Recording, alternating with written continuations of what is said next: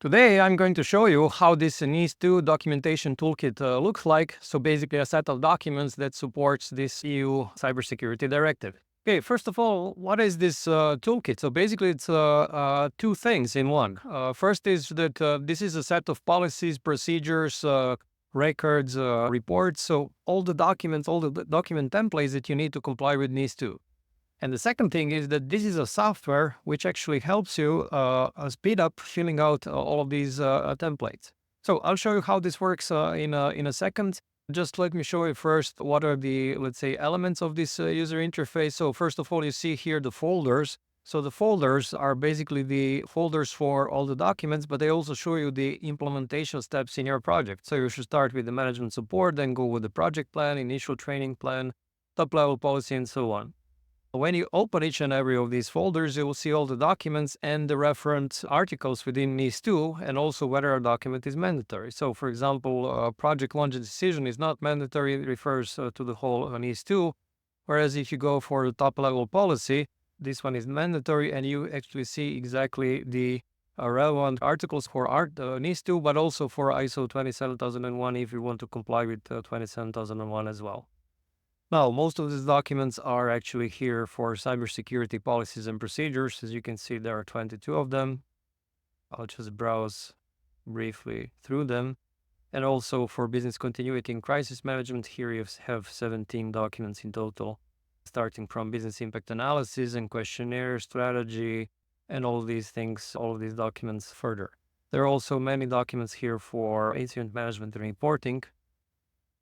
Now, let me show you how this really works. Let's go back to cybersecurity. So let's say that I want to write, information classification policy. I just click it.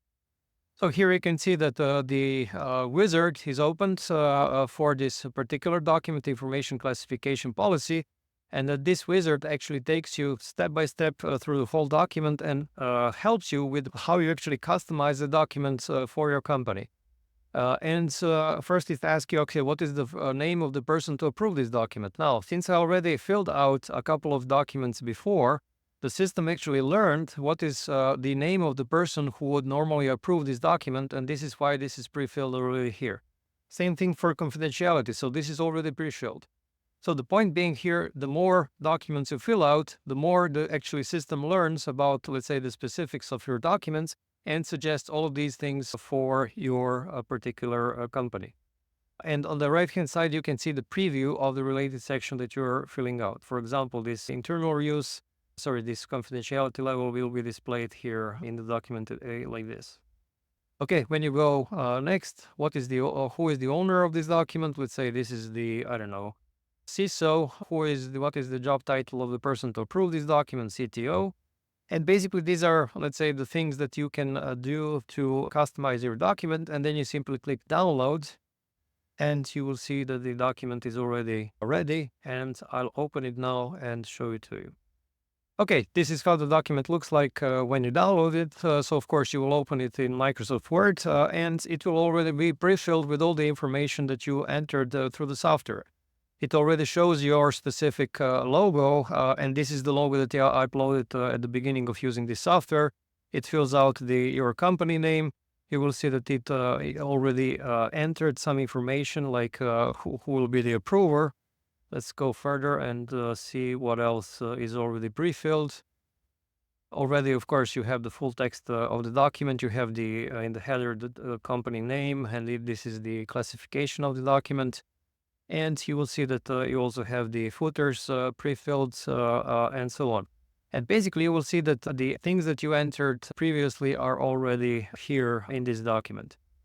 Now, what is important is that you can further adapt this document for your specific use. So, for example, here's the requirement around the classification. It basically says asset owners must review the confidentiality level of their information assets every 2 years. And here it says that this is only recommended time. You can actually adjust this frequency as appropriate. And basically you can see, okay, I don't want to do it every 2 years. I want to do it, let's say, every 4 years. And you simply replace this like this. So you can obviously play around with this text. Of course, everything is editable. And so this is something that you can adapt to your specific needs for your specific company.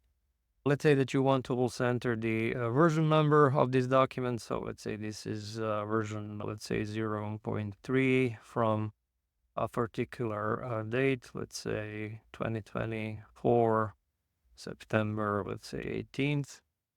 And of course, you can go further to the end of your document, and then you can also add specific data about it. If you remember, the document of the document owner is the CISO. This is something that I entered through the software. This is basically how the output document looks like. And here, of course, you can see all the comments that actually help you with completing this document, completing the personalization of this document for your company. You might wonder if you can do this by yourselves or you need to hire consultants to comply and to implement all of these documents. Well, this toolkit was actually made for companies that want to do it themselves and that do not need to hire an extra consultant, because together with this product, you also get the consultation hours with Advisera's experts for NIS2. And besides these one-on-one consultations, you also get the review of the documents. So together with this step-by-step approach in the toolkits, together with these comments in the documents that actually guide you throughout the implementation, you will be able to do this without any external help, only through the actually know-how that you get from Advisera. You also might wonder if this is available in your local language or in that is compliant with your local cybersecurity legislation.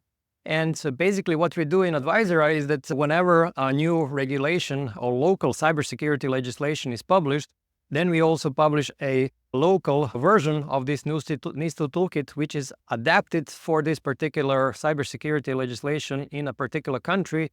And we also translate this toolkit into a local language. Regarding languages, you can see how these other toolkits in other languages are displayed here when you click this part of the menu. Here you can see a couple of ISO 27001 toolkits in other languages. For example, here you can see the one in German. When you click it, you actually see that everything is changed into German. Let's go back to NIS2. So at the moment of recording this video, we still didn't translate the NIS2 toolkits into other languages, but as I mentioned, we will do this as soon as these local cybersecurity regulations will be published. And also, when it comes to NIS2 toolkits, we are going to include this local cybersecurity toolkit in the price of the English toolkit. So when you purchase this English NIS2 toolkit, you also get within that price this one local cybersecurity toolkit for local legislation in your language. You also might ask if this is applicable for your particular industry or for your company size. Regarding industries, we made this toolkit so that it's applicable to every industry, ranging from high-tech industries like IT, software development companies, all the way to, water utilities or space organizations. So basically, we did it in such a way that we also allowed for lots of place for editing of these documents so that you can really adapt them to your specific processes, to your specific technologies, and so on. And regarding the size, this toolkit was made for, let's say, a range of smaller companies all the way to companies of a couple of thousand employees. You'll notice that the documents are, again, written in such, I would say, optimized way so that it's applicable for this company size ranges. Now, if you're a company of, let's say, 10,000 employees, you'll probably find these documents too simplistic. So you might still use them, but you will need to add more complexity into it because of your company size. Now, let me show you an example of a document and how you might actually need to adapt it based on your company size. So let's go for this risk management methodology. So again, I'll have to fill out a couple of pieces of information here. So this is already pre-filled. Okay, security manager, this is fine. This is fine. As you can see, this goes pretty quickly because already lots of data is already in here. So I'll simply accept all these specific job titles that are suggested and click download and then open document. Okay, let me now scroll down this document to the scales where you actually assess impact and likelihood. So this is here. Yeah, let's take a look at these scales. So this is for assessing the likelihood. As you can see, the scales suggested here are from 1 to 5. So from very low to very high. Now, these kind of scales can actually be used by companies that are, let's say, smaller, 50 employees or 100 employees, but also companies that are, let's say, 1 or 2 or 3,000 employees. And this is fine for this range of companies. However, if you are, let's say, a larger company of 10,000, 20,000 employees, you might use some more sophisticated type of a scale. And in this case, you might actually need to adapt this methodology for this kind of a very large company. So again, the point is, this is made for, let's say, companies from smaller to, let's say, a couple of thousand employees. More than this, you might probably need to adapt these documents from this toolkit. So to conclude, if your company is within a NIS2 scope, you have to comply with this directive, then this kind of a toolkit can actually help you speed up the implementation and make sure that you have all the documents that are needed.